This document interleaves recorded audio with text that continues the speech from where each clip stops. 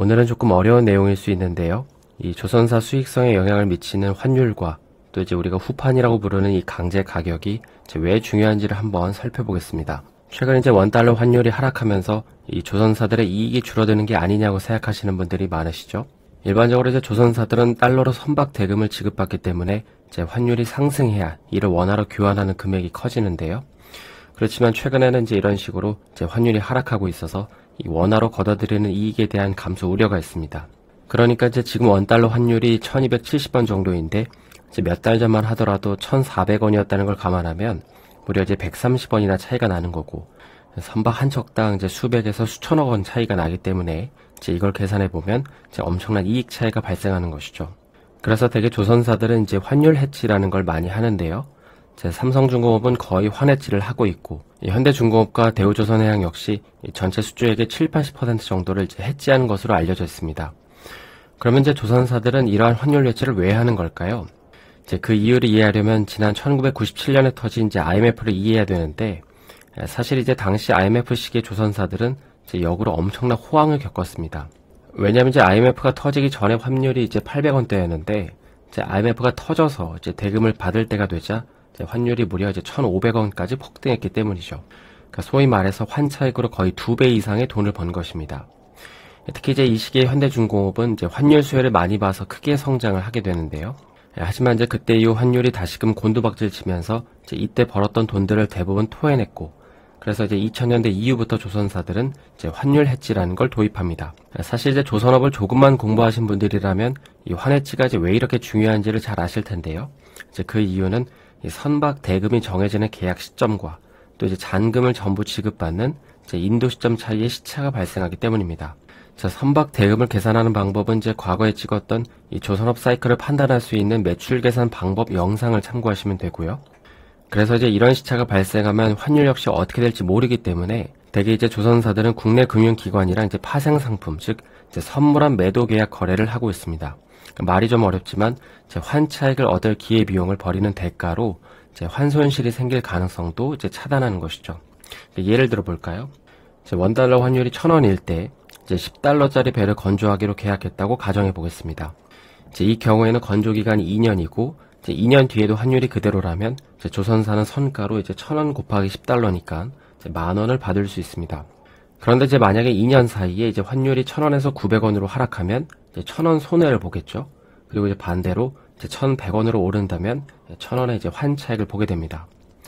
그런데 이제 여기서 아까 얘기한 선물안은 2년 뒤에 환율이 얼마가 되든 이제 무조건 계약 당시에 설정된 이제 1달러당 1000원의 달러를 팔기로 약속하는 것을 가리킵니다.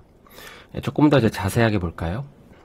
이제 이 표를 보시면 이제 환율이 10% 상승했을 때, 그러니까 1000원에서 1100원으로 상승했을 때 이제 조선사들의 영업이익이 어떻게 바뀌는지를 알 수 있는데요.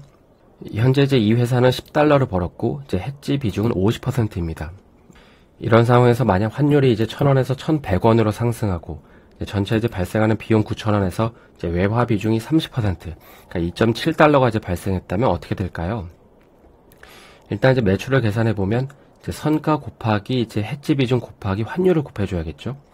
그런데 지금 이제 환해치가 그 100%를 한 게 아니라 여기 이제 50%만 했으니까 나머지 50%는 이제 1000원이 아니라 이제 1100원으로 곱해줘야 됩니다. 따라서 이제 선가 10달러 곱하기 이제 환해치 비중 50% 곱하기 그다음에 환율이 상승한 1100원에다가 마찬가지로 이제 선가 10달러 곱하기 이제 나머지 환해치 비중 50% 그리고 이제 곱하기 1000원을 곱해줘야 됩니다. 그러면 이제 매출이 이제 1500원이 나오죠. 그러면 이번엔 비용을 좀 계산해 볼까요? 방금 이제 전체 발생한 비용 9,000원 중에 이제 외화 비중이 이제 30%라고 했는데요. 그러면 이제 나머지 70%는 원화 비중의 비용이니까 이제 9,000원 곱하기 70%, 6,300원이 이제 원화로 발생한 비용이고요. 그리고 이제 나머지 30%, 그러니까 2.7달러 곱하기 이제 지금 환율 1,100원을 곱해줍니다. 1,000원이 아니라 이제 1,100원을 곱해주는 이유는 이제 1,000원일 때는 배를 만들기 전이죠. 그래서 이제 다 더해서 빼주면은 결국 이제 매출액 1,500원에서 이제 원화로 든 비용 6,300원 빼기, 그 다음에 이제 외화로 든 비용 2,970원을 제외하면 총 1,230원이 이제 영업이익으로 남게 됩니다. 따라서 이제 정리를 해보면 이제 이렇게 되는 거죠. 매출은 이제 5% 증가했고요. 이제 영업이익도 1,000원에서 1,230원이 됐으니까 이제 23% 증가. 그리고 이제 영업이익률은 이제 영업이익 나누기 매출액 곱하기 100이니까 이제 11%, 그러니까 11.7%가 됩니다. 그러니까 이해가 안 되시면 이제 다시금 천천히 한번 해보시고요. 환율이 하락할 때는 이제 반대로 계산을 해보시면 됩니다. 그래서 아까는 우리가 이제 환해지 비율을 50%라고 가정하고 계산을 했는데, 현재 이제 국내 조선사 중에 삼성중공업이 이제 가장 보수적인 전략을 구사하고 있습니다. 그러니까 다른 조선사들은 이제 배를 수주해서 받는 달러 금액 중에 한 20%에서 40% 정도는 이제 수입자재 대금 지급을 위해서 다시 달러로 지불하고 있지만, 삼성중공업은 달러를 다시 나가는 지불에까지 환해지를 하는 이제 완전 해지 방식을 사용하고 있습니다. 그러니까 이제 수주 계약을 체결하고 나면 이제 정해진 대금 100%에 대해서 모두 해지를 하는 것이죠. 반면에 이제 현대중공업이나 대우조선해양은 이제 달러로 받을 돈에서 이제 지불할 돈을 뺀 이제 환위험 노출 금액이라고 해서 이제 달러로 거래하는 금액만 주로 이제 환해지를 하는 방식을 채택하고 있습니다. 그래서 이제 이걸 도표하면 이렇게 되는데요. 이제 삼성중공업은 이제 100% 해지를 하고 있고, 현대중공업은 이제 한 80%, 그리고 이제 대우조선해양은 약 60% 정도로 환해지를 하고 있습니다. 그리고 이제 이 말은 삼성중공업은 이제 원달러가 하락하면 이제 이에 따른 영업이익 하락 효과가 이제 가장 적다고 할 수 있고, 반면에 이제 상승하더라도 이제 이에 따른 상승 효과가 이제 가장 적다고 말할 수 있습니다.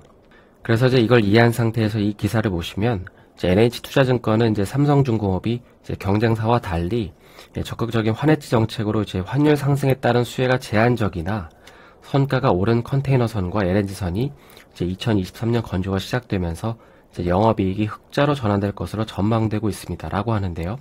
그러니까 이제 다른 조선사들에 비해 환율 수혜를 보지는 못했지만 전체적으로 선가가 올라서, 즉 기본적으로 배값이 비싸서 이제 흑자 전환을 할 거라는 얘기입니다.